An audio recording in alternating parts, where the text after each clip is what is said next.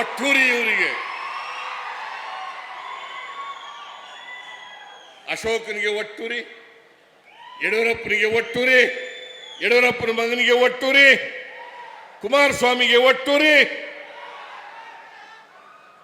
ಇದನ್ನ ನೀವು ಸಹಿಸ್ಕೊಳ್ಳಕ್ಕೆ ತಯಾರಾಗಿದ್ದೀರಾ? ಇದನ್ನು ಸಹಿಸ್ಕೊಳ್ಳಕ್ಕೆ ತಯಾರಾಗಿದ್ದೀರಾ? ನಾನು ಒಂದೇ ಒಂದು ಮಾಡಿದ ತಪ್ಪೇನಪ್ಪ ಅಂತಂದ್ರೆ, ಈ ರಾಜ್ಯದ ಬಡವರಿಗೆ ಆರ್ಥಿಕವಾಗಿ ಸಾಮಾಜಿಕವಾಗಿ ಶಕ್ತಿ ತುಂಬಬೇಕು. ಬಾಬಾ ಸಾಹೇಬ್ ಅಂಬೇಡ್ಕರ್ ಅವರು ಕೊಟ್ಟಿರ್ತಕ್ಕಂಥ ಸಂವಿಧಾನದ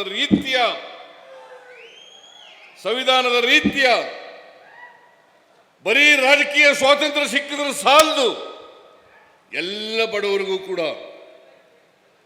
ಸಾಮಾಜಿಕ ಸ್ವಾತಂತ್ರ್ಯ ಸಿಕ್ಕಬೇಕು, ಆರ್ಥಿಕ ಸ್ವಾತಂತ್ರ್ಯ ಸಿಕ್ಕಬೇಕು. ಆಗ ಮಾತ್ರ ಬಸವಾದಿ ಶರಣರು ಹೇಳಿದಂಥ ಸಮ ಸಮಾಜವನ್ನು ನಿರ್ಮಾಣ ಮಾಡಲಿಕ್ಕೆ ಸಾಧ್ಯ ಆಗ್ತದೆ. ಹೌದಲ್ಲ? ನೀವೆಲ್ಲ ಸ್ವಾಭಿಮಾನದಿಂದ ಬದುಕಬೇಕಲ್ಲ?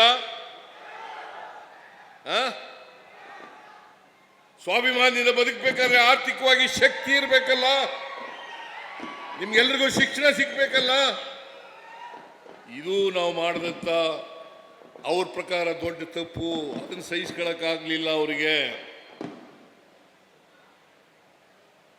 371J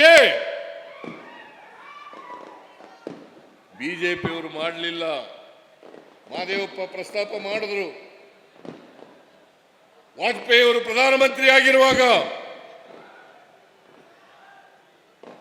ಲಾಲ್ ಕೃಷ್ಣ ಅದ್ವಾನಿಯವರು ಉಪ ಪ್ರಧಾನಿ, ಈ ದೇಶದ ಹೋಮ್ ಮಿನಿಸ್ಟರ್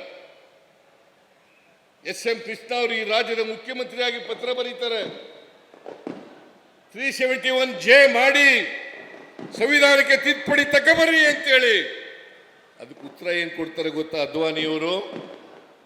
ಮಾಡಕ್ಕಾಗಲ್ಲ. ರೈಟಿಂಗ್ ಅಲ್ಲಿ ಕೊಟ್ಟಿದ್ದಾರೆ, ಮಾಡಕ್ಕಾಗಲ್ಲ. ಮಾಡಿದ್ರೆ ಬೇರೆ ರಾಜ್ಯಗಳಲ್ಲಿ ಬೆಂಕಿ ಎತ್ಕೊಂಡ್ಬಿಡ್ತದೆ, ಅದಕ್ಕೋಸ್ಕರ ಮಾಡಕ್ಕಾಗಲ್ಲ. ಅದ್ವಾನಿಯವರು ಯಾವ ಪಾರ್ಟಿಯವರು? ಬಿಜೆಪಿ. ನಾಚಿಕೆ ಆಗಲ್ಲ ಇವರಿಗೆ? ನಾಚಿಕೆ ಆಗಲ್ಲ?